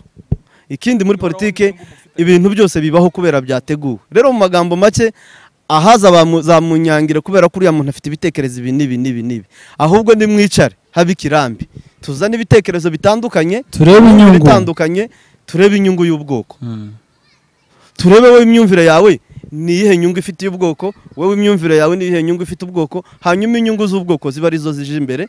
Ariko urwangirwo rwose ni ukugaragaza guciririka mu buryo bwo kutumva intego no kutareba ubwoko tuba aribwo dushira imbere. Etienne Faraja na Aimable, ndabashimiye cyane ku mwanya mwatanze n'ibitekerezo byiza. Nabivuze dutangira ibiganiro nk'ibi biraryoshe, ibiganiro nk'ibi byagombye kuba kagaruka. Uyu munsi turimo turavuga kuri Israel na Palestine, ejo twavuga kuri M23 na leta ya Kinshasa cyangwa amatora ari mu gihugu iwacu cyane mu bihugu by'ibiyaga bigari. Twaje ahandi, urumva ko ni amakuru menshi asaba umwanya uhagije. Ubu dukoresheje isaha n'igice, kandi ibi biganiro byari byiza cyane. Ndatekereza ko mwari mufite byinshi byo kuvuga, ariko munyemerere ubutaha tuzongere tubatumire n'abandi badukurikiye bafite amakuru ahagije, baza amateka, bafite ibitekerezo bishobora gutanga impinduka mu bihugu byacu, muri Afrika, ku mugabane wacu ndetse no mu isi. Muzatwandikire tuba hosting kuri izi platform zacu. Ikaganiro twavuze ko kizanyura kuri media zitandukanye. Reka tubashimire mwebwe twabanye, ni mutange ibitekerezo hano hasi. Ikiganiro ntabwo ari cy'abanyamurenge, ni politike mpuzamahanga ko twabajeho politike. Uwumva runo rurimi wese twamuhostinga kugira ngo tubashe kuganira. Mwari kumwe na Angelo Bonfils Gapango, muhumure wayoboye ikiganiro. Nimugira amahoro y'Imana, turi kumwe nawe ubutaha. Dukunde Afrika ni iwacu.